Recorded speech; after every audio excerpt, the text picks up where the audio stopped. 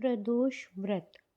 प्रत्येक माह में जिस तरह दो एकादशी होती हैं उसी प्रकार दो प्रदोष भी होते हैं। त्रयोदशी तेरस को ही प्रदोष कहते हैं। हिंदू धर्म में एकादशी को विष्णु से तो प्रदोष को शिव से जोड़ा गया है। दरअसल इन दोनों ही व्रतों से चंद्र का दोष दूर होता है। आइए जानते हैं कि इस व्रत में क्या खाना चाहिए और क्या नहीं खाना चाहिए।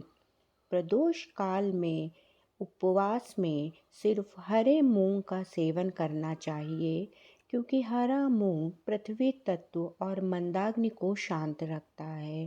प्रदोष व्रत में लाल मिर्च, अन्न, चावल और सादा नमक नहीं खाना चाहिए। हालांकि आप पूर्ण उपवास या फलाहार भी कर सकते हैं। प्रदोष व्रत की विधि। व्रत वाले दिन सूर्योदय से पहले उठें। नित्य कर्म से निपटने के बाद सफ़ेद रंग के कपड़े पहने। पूजा घर को साफ और शुद्ध करें। गाय के गोबर से लीप कर मंडप तैयार करें। इस मंडप के नीचे 5 अलग अलग रंगों का प्रयोग करके रंगोली बनाएं। फिर उत्तर पूर्व दिशा की ओर मुख करके बैठें और शिव जी की पूजा करें। पूरे दिन किसी भी प्रकार का अन्न ग्रहण न करें। प्रदोष व्रत कथा।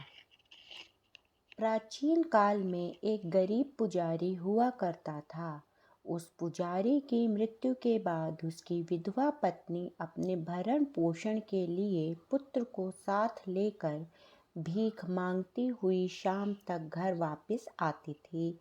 एक दिन उसकी मुलाकात विदर्भ देश के राजकुमार से हुई, जो कि अपने पिता की मृत्यु के बाद दर दर भटकने लगा था। उसकी यह हालत पुजारी की पत्नी से देखी नहीं गई। वह उस राजकुमार को अपने साथ अपने घर ले आई और पुत्र जैसा रखने लगी। एक दिन पुजारी की पत्नी अपने साथ दोनों पुत्रों को शांडिल्य ऋषि के आश्रम ले गई। वहां उसने ऋषि से शिव जी के प्रदोष व्रत की कथा एवं विधि सुनी। तब घर जाकर वह भी प्रदोष व्रत करने लगी। एक बार दोनों बालक वन में घूम रहे थे। उनमें से एक पुजारी का बेटा तो घर लौट आया, परंतु राजकुमार वन में ही रह गया। उस राजकुमार ने गंधर्व कन्याओं को क्रीड़ा करते हुए देखा तो उनसे बात करने लगा। उस कन्या का नाम अंशुमति था। उस दिन वह राजकुमार घर देरी से लौटा। राजकुमार दूसरे दिन फिर से उसी जगह पहुंचा जहां अंशुमति अपने माता पिता से बात कर रही थी। तभी अंशुमति के माता पिता ने उस राजकुमार को पहचान लिया और कहा कि आप तो विदर्भ नगर के राजकुमार हो ना, आपका नाम धर्मगुप्त है। अंशुमति के माता पिता को वह राजकुमार बहुत पसंद आया और उन्होंने कहा कि शिव जी की कृपा से हम अपनी पुत्री का विवाह आपसे करना चाहते हैं। क्या आप इस विवाह के लिए तैयार हैं? राजकुमार ने अपनी स्वीकृति दे दी तो उन दोनों का विवाह संपन्न हुआ। बाद में राजकुमार ने गंधर्व की विशाल सेना के साथ विदर्भ पर हमला किया और घमासान युद्ध कर विजय प्राप्त की तथा पत्नी के साथ राज्य करने लगा।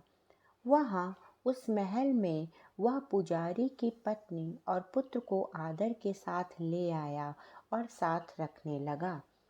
पुजारी की पत्नी तथा पुत्र के सभी दुख व दरिद्रता दूर हो गई। वे सुख से अपना जीवन व्यतीत करने लगे। एक दिन अंशुमति ने राजकुमार से इन सब बातों के पीछे का कारण पूछा। तब राजकुमार ने अंशुमति को अपने जीवन की पूरी बात बताई और साथ ही प्रदोष व्रत के महत्व और व्रत से प्राप्त फल से भी अवगत कराया। उस दिन से प्रदोष की प्रतिष्ठा व महत्व बढ़ गया तथा मान्यता अनुसार लोग प्रदोष व्रत करने लगे। कई जगहों पर अपनी श्रद्धा के अनुसार स्त्री पुरुष दोनों ही यह व्रत करते हैं। इस व्रत को करने से मनुष्य के सभी कष्ट और पाप नष्ट होते हैं तथा मनुष्य को शिव जी की कृपा से अभीष्ट फल की प्राप्ति होती है। बोलो शिव भगवान की जय। बोलो महादेव भगवान की जय।